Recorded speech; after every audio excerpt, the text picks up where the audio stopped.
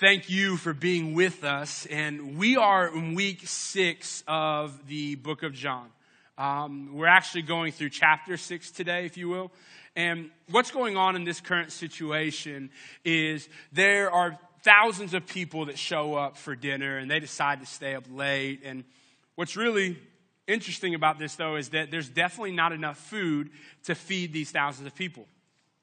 It would take a miracle to happen. It would literally take a miracle to feed these people, and a miracle that's about to take place that we're going to talk about today, that this message is wrapped around. This miracle that's about to happen is not merely any miracle. Matter of fact, what you have to know is that this is the only miracle outside of Jesus dying on the cross for our sins and raising from the dead. It's the only miracle that is mentioned in all 4 Gospels, the book of Matthew, the book of Mark, the book of Luke, the book of John, outside of Jesus and what he did. And what ends up happening too here is this is a crucial time for this miracle. This is a big deal. During this time, the Jewish leaders are really starting to doubt that Jesus is their guy. They're starting to have some mixed feelings about Jesus being the Messiah. What that means is the person that God has sent them to lead them into the cause of salvation and a restored relationship with God and living with him not just now but forever in heaven. And so there's some mixed feelings and emotions. Now, people in general, like just people in general, whether Jewish leaders or not, they love Jesus. Like they're seeking Jesus, actively seeking Jesus to see all the great things that they've heard about him and all the amazing things that he's doing. But because of verses that we're going to uncover today, if you go home and you read the rest of John chapter 6 that we're not covering, you read the story of the bread of life, and you read some of the chapters even before John chapter 6, what you will see is Jewish leadership is really at odds as to whether or not Jesus is their guy. But why? Why would they feel this way? After all that he's doing, after all the miraculous things that he's done so far, after all the awesome ways that he's loving on people, why would they feel like this? Because at the end of the day, what you have to understand is these Jewish leaders, this is not like current place, this is historical context. Please track with me on this. These Jewish leaders, at this current time, they are more interested in a Messiah that will grant them and give them food, drinks, riches, than they are a Messiah that will challenge them to live a life of righteousness, joy, and peace. Ultimately, they're more concerned, and this could be on your screen here, they're more concerned about Jesus' presence than they are his presence. If that makes any sense to you, you see how the words are spelled. They're more concerned about the tangible gifts of this world that God can give them than they are the things that are beyond this world, that have no lasting, that they go on forever. An actual genuine relationship with God. Like I said, this is historical context. And what goes on next is Jesus, he's set his mind on going to the Sea of Tiberias, which is across the across from the Sea of Galilee where they're currently at. And there's 3 reasons why they're going that way. Remember, I'm just giving you an entire picture of the whole story here. There's 3 reasons. Number 1, King Herod had just killed John the Baptist. So now he's on the hunt for Jesus, okay? King Herod just killed John the Baptist. And then 2, the disciples, they've been active in ministry for some time. They've been pressing hard and just tired from teaching people about Jesus and leading people in the relationship with Jesus. They're a little bit exhausted. And Jesus, I think in this moment, sees the need for some rest, so for some relaxation, for some reflection, a retreat, if you will, okay? And 3rd, as I mentioned before, you've got to remember, it's hostile at this moment in time. The religious and messianic expectation of Jesus is super high. Not only that, the Passover celebration, the annual Passover celebration has just happened. So Jewish leaders, they're thankful for everything that God has done in their life. Like they're thankful for all the people that God delivered out of slavery and bondage from their past. They're thankful for that, but they're just still a little confused about whether or not Jesus is their guy. And so what happens is they're setting out on this journey and they're going across the sea. And nonetheless, there's some people that see Jesus. As much as they're trying to lay low, if you will, there's some people that see Jesus and his disciples. And as much as Jesus is trying to avoid certain things, he can't help himself. He can't avoid people. He loves them too much. And still today, I hope that by the end of this message, you will understand just how much Jesus loves you. Regardless of what it may seem like you've been taught before, or regardless of what you think you've read before, Jesus is absolutely in love with me and you, and he absolutely cannot leave us alone. And so what happens is, while he's trying to avoid, and it makes me think of a story when I was my freshman year in high school. Anybody else awkward their freshman year in high school? Anybody else? Y'all liars. All of y'all are. And so what ends up happening is I remember my freshman year, I was this really insecure, not confident guy, and I just had a lot of weird awkwardness about me that time. And I remember I was at a school in Mansfield, Texas. At that current time, now it's like they're working on their 5th high school. And back then, I remember my freshman year, they were working on building the 2nd high school. And so I was in a school, we had to have freshmen only.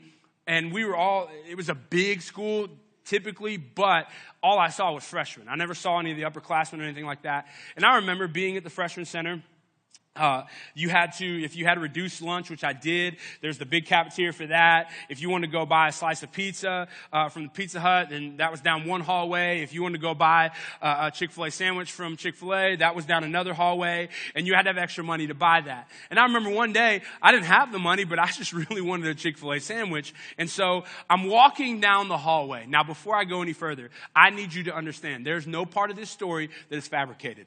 Every part of this story is 100% real. I cannot make it any better, to be honest with you. And I remember I'm walking down the hallway, and I'm with 3 of my other high school basketball teammates, and we're sitting in the hall, and I'm thinking at some point in time, I'm trying to figure out, being awkward, how I'm going to ask them if I can borrow some money for the sandwich. And we finally get to the end of the line, and I asked them, hey guys, can you lend me some money so I can get one of these? And one of the other guys, he was just waiting. He wasn't even planning on getting anything. And the other 2 guys were like, dude, we wish we could, but we can't. And somehow, some way, this girl in front of us hears, and she turns around with the biggest smile, not the prettiest smile, but the biggest smile, and looks over at us, super sweet, super nice, and she offers to pay for my Chick-fil-A sandwich. And I'm like, well, man, thank you. I've never met you before, and I don't even remember her name. I don't even think I asked her for her name. And she gave me the money to get it, and I was like, hey, I'll get you back at some point in time, because I knew at some point in time, if I brought my money tomorrow, some point in time, I'd be able to pay this girl back. I'll see her sometime before the school year's over. So the next day, I'm going out. We had to have some classes out in the trailers outside of the school. And I remember I'm leaving algebra class, and I'm walking back to the school building. I'm with 2 other friends of mine, and out of nowhere, I literally feel this strong hook arm link up next to mine from behind me. And lo and behold, it's the girl that I just borrowed the money for the Chick-fil-A sandwich. And she literally looks to me and says, hey, how you doing, boyfriend? And I was like, boyfriend? What? This is not how this rolled out at all. And me being awkward and so weird still, and figuring communication out and all this stuff, I still didn't quite get how to address the situation, honestly. And those of you know, teenage boys, matter of fact, just men, period, we are already embarrassed by certain embarrassing girl situations. Even more so, it's magnified when our boys are around us, because they're either making fun of us or laughing at us, right? And I remember they're all ragging on me, laughing. They don't even got to say anything. And I looked at her, and I'm like, I thought it was my saving grace to have the money. And so I pull the money out. I'm like, oh, no, here you go. You're good. Here's pay you back. And she's like, no, it's not about that. And I'm like, yes, it's about that, and about that only. It is only about that. All right? And instead of being honest with her and just still being weird, I spent the rest of my freshman year avoiding her in fear, okay? And I remember, it's avoidance. And some of us, we do that in awkward situations. We try to avoid and try to get away from people. And here's Jesus. He loves us too much to do that. Here's these people seeking from him some more signs and some more miracles.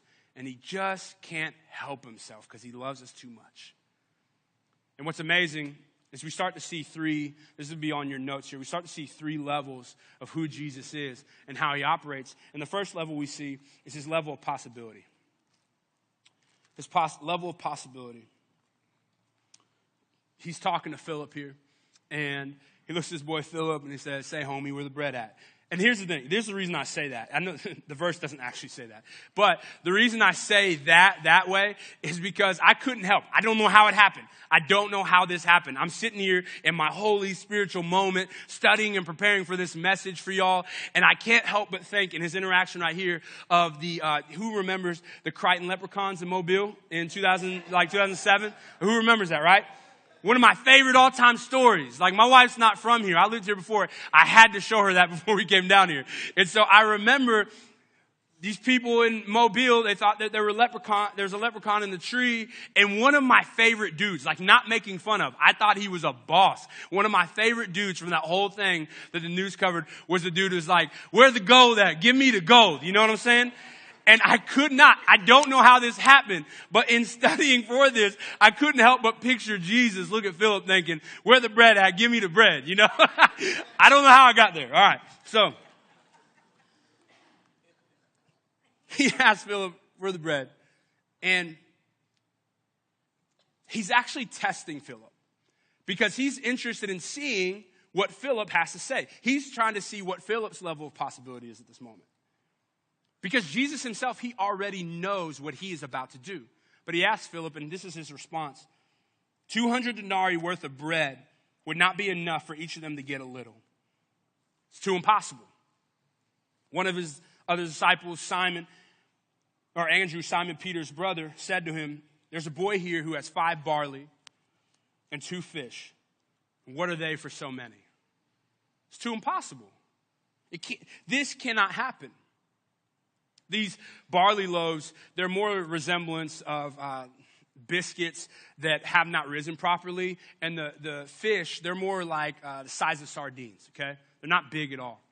And so what we have here is Jesus looks to his disciples and says, "Hey, go organize everybody, seat everybody, have them all sit down." And he does one of the greatest miracles that we've ever heard of. One of the greatest miracles we've ever heard of. He literally turns 5 non-servable biscuits and 2 throwback fish into a delicious and sufficient meal for 5,000 people. It's impossible.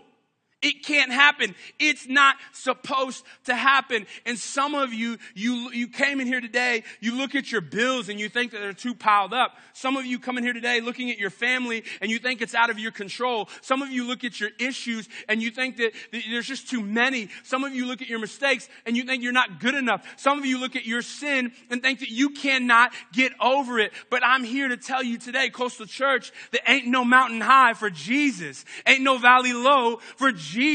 Ain't no issue that is too much for Jesus. Ain't no mistake that's too bad for Jesus. Ain't no sin in this world that he didn't already die for on the cross. Ain't nothing impossible for Jesus. And yeah. And what you have to understand, he did the impossible then, and he wants to do the impossible now in your life today. He shows us his level of possibility. He shows us his level of importance. We move down here, and I'll explain this because you got to know I'm not questioning Jesus' importance. I'll explain this in a moment. Expectations are high for him right now. Passover celebration just happens. Jewish leaders are all in their feelings about what God has done in the past, and surely they're hoping for him to continue to do that in the future. Expectations are high for him at this moment. Even the disciples, there's some suggestion when you study this deeper, this story, there's some suggestion that the disciples even wanted him to be physical king. They knew he was the spiritual king, but they wanted him to be the physical king of the culture. Here's Jesus opening the world's first buffet. And this happens in John 6:15. Perceiving then that they were about to come and take him by force to make him king. This was the concern that Jesus had. Jesus withdrew again to the mountain by himself. Here's what you have to understand. Jesus is important. Jesus is the most important person that me and you can ever experience, ever interact with. Absolutely, positively, he is the most important person in our life. However, as important as he was, he never treated people like he was too important. He never had this self-arrogance about himself or this self-importance about himself. And to be honest with you, Jesus knew and understood that he was not here to look down on other people. He was here to look to people. Jesus was not here to be this physical king who was caught in his own glory, who was caught in human glory. He was here to be the spiritual king that was caught in God's glory. He was not here to elevate himself. He was here to put others before himself. And when you look at your life, how does that compare? Because the way Jesus was and what he was here for, that's what he called me and you to do. That's the life that he calls me and you to live. Not seeing ourselves as most important, but seeing as God is most important, and then the people that God sends in our lives. He shows us his level of possibility, shows us his level of importance, then he shows us his level of faithfulness. We got a situation here where they now are done with the feeding of the 5,000, and Jesus is about to do another amazing miracle. Honestly, my favorite miracle outside of him dying on the cross and rising again. I remember he's sitting here when I'm studying this. He's sitting there and he's telling the disciples to go onto a boat and just wait for him. Wait for him while he dismisses. There's when you study this more, there's suggestion that he had told them to go because of the fact that they might want him to be physical king. So all they're going to do is further encourage the people that are wanting to make this happen. So he's got to get rid of his closest followers first, get them out of the picture. He'll handle the rest. So they're out in the boat. And by the time that Jesus makes his way out there, it's a little rough of a situation. It's late at night, it's dark. The sea is kind of rough because the wind has been rolling in pretty hard. They're about 3 to 4 miles out in the middle of the sea. And while Jesus starts walking on water, how amazing would that be, right? Ain't no need for an expensive paddleboard when you can walk on water yourself. He walks on water, but even though they know him, they don't think he's a ghost. Or they don't think he's Jesus, they think he's a ghost. They literally think there's a ghost walking up to them. How scary, right? I've got to ask this.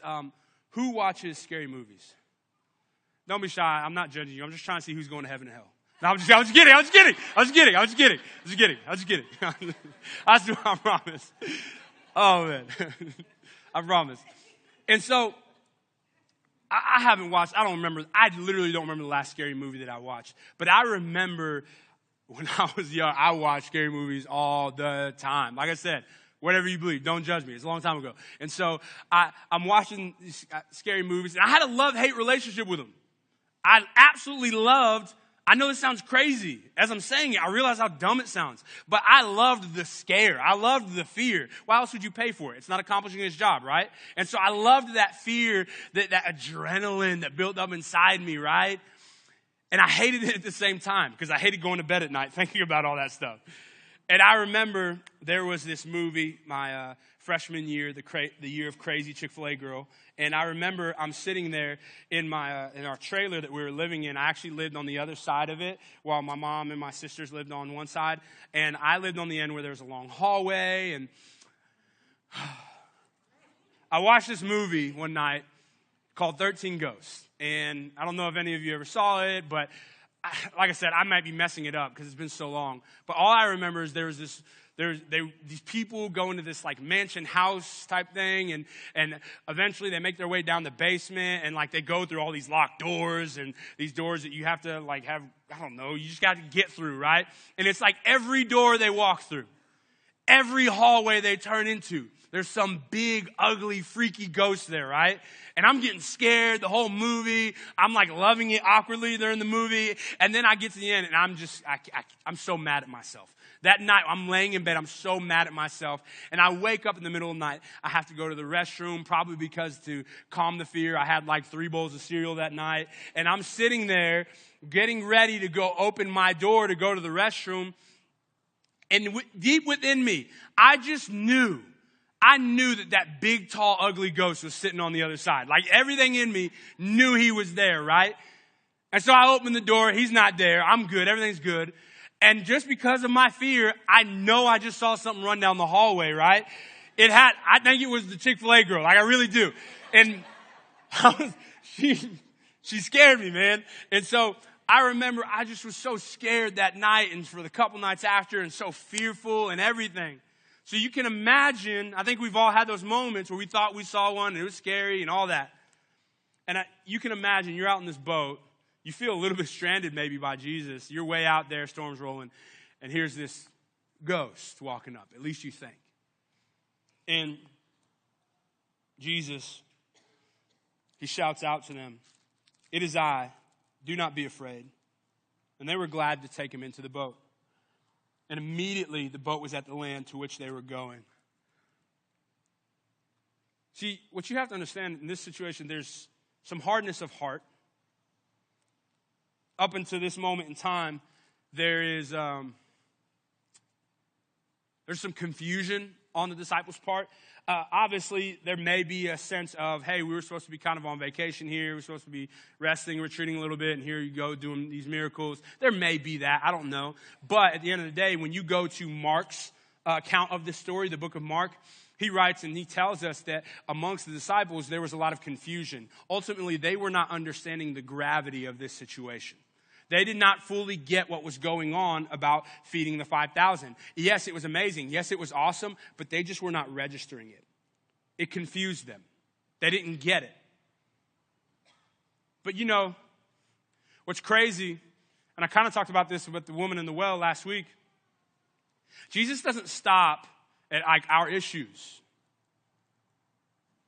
Like here they are, whether it be ignorant to the situation, whether it be just not understanding, whether it be just not getting it, and at this point not really trying to get it. Jesus doesn't stop. He doesn't try to teach them a lesson. He doesn't try to make them pay. He could have sat there and operated how maybe me and you might operate in our human self and try to make somebody get it and try to make somebody understand. And he might try to teach them a lesson by letting them sink in this situation.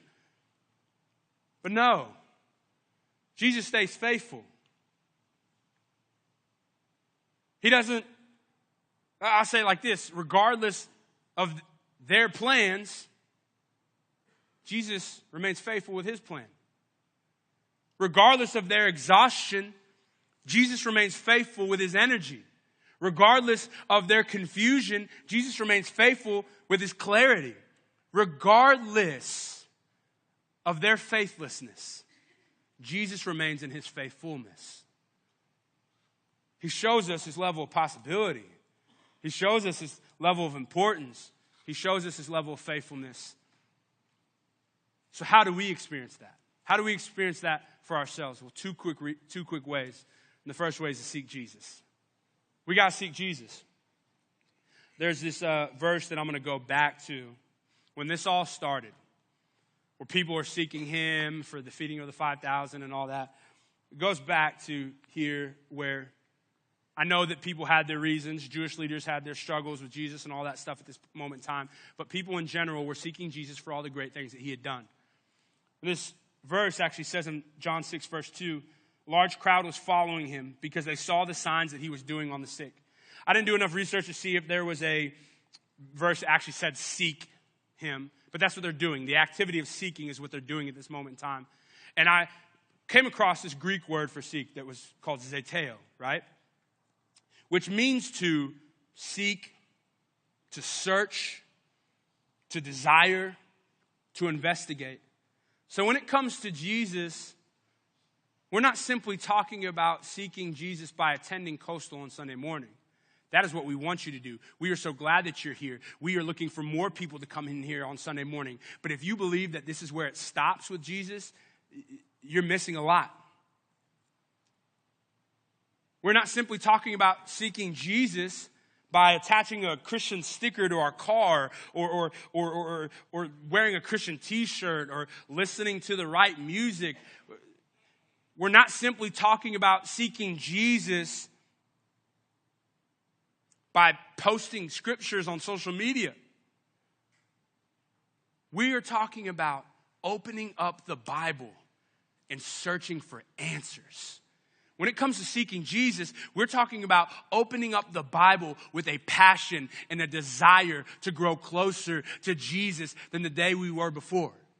We're talking about opening up the Bible and not being simply satisfied with what he did yesterday and last year, or at church camp when we were kids, or at this church that we went to a while back, or this conference that we went to. We're talking about opening up the Bible and seeking him in such a way that we learn what he wants to continue to do tomorrow and next year. We are talking about opening up the Bible in such a way that we investigate who he was, who he currently is, and who he's going to continue to be. We got to seek Jesus if we want to share in those experiences. And the second thing we've got to do is we got to stay faithful. This is our last point today. I actually want to go back to a different account of the story of Jesus walking on water. It's Matthew 14, 30 through 33. Sorry, just give me a moment to get there.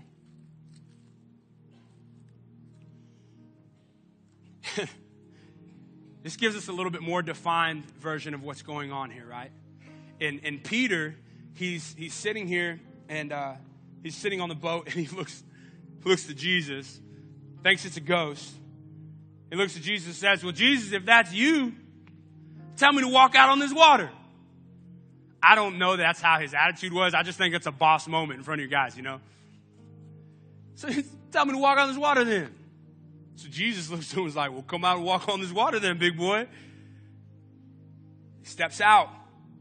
And he's doing it. He's really doing it. Can you imagine? Like, you step out and you're walking on water. Freaking out, right? He's doing it. He's sharing in the miracle. He's not only just seeing Jesus' miracle, he's sharing in the miracle. But then he looks to the wind and he starts to sink. Matter of fact, I'll share with you how it's said here in Matthew 14, 30 through 33. But when he saw the wind, he was afraid. And beginning to sink, he cried out, Lord, save me. Jesus immediately reached out his hand and took hold of him, saying to him, oh, you of little faith, why did you even doubt? And when they got into the boat, the wind ceased, and those in the boat worshiped him, saying, truly, you are the Son of God.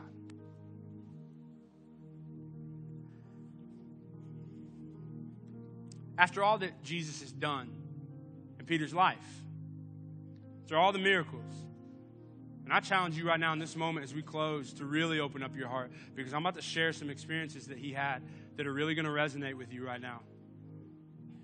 After all that Jesus has done, he looks to the wind and he loses faith. He looks to the waves that are crashing all around him and he loses faith. He looks to the storm in general and he begins to feel overcome and overwhelmed. He loses faith. He looks at the fact that he's sinking. He starts to lose faith. He can feel himself drowning in everything that's going around him, and he loses faith. He starts to feel like everything's out of control. So he loses faith. But it's not what God has called me and you to do.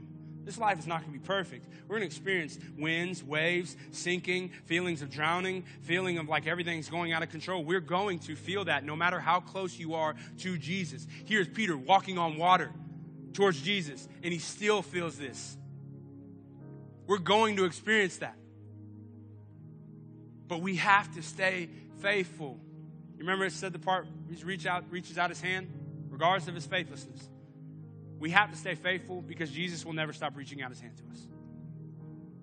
We have to stay faithful to people because God is putting people in your life right now that he's calling you to share with what Jesus is doing in your life.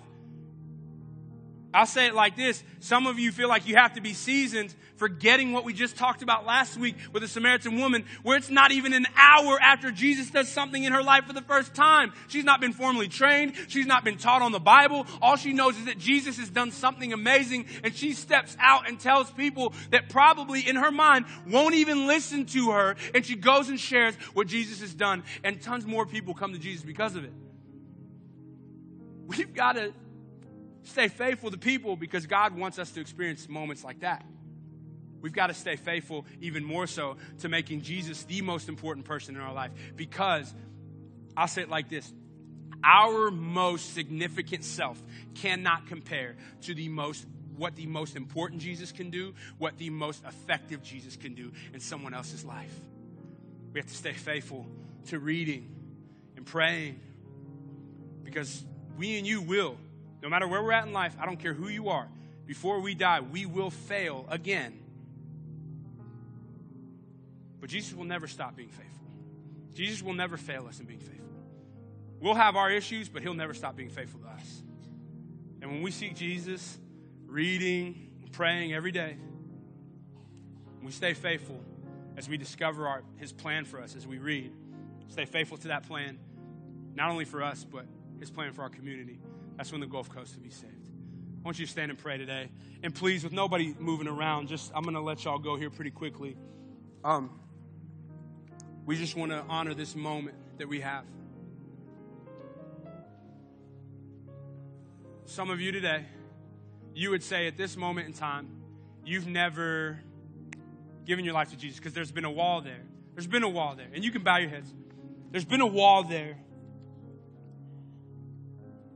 Because in this moment in time, up until here, you've never thought that Jesus wants something to do with you. You've thought that you've had to prep yourself and start doing things right and start cleaning up before Jesus can actually do something with you. But what you have to remember, it's not about what we've done. It's about what Jesus has already done. And today, you're like, man, I can roll with that. I can vibe with that. If Jesus has a love for me now, I want to see how far his love goes. I can tell you right now, it never ends. And today, you want to step into that love with Jesus. You want to dedicate your life to him, because you know it's not about you. It's just about getting close to him.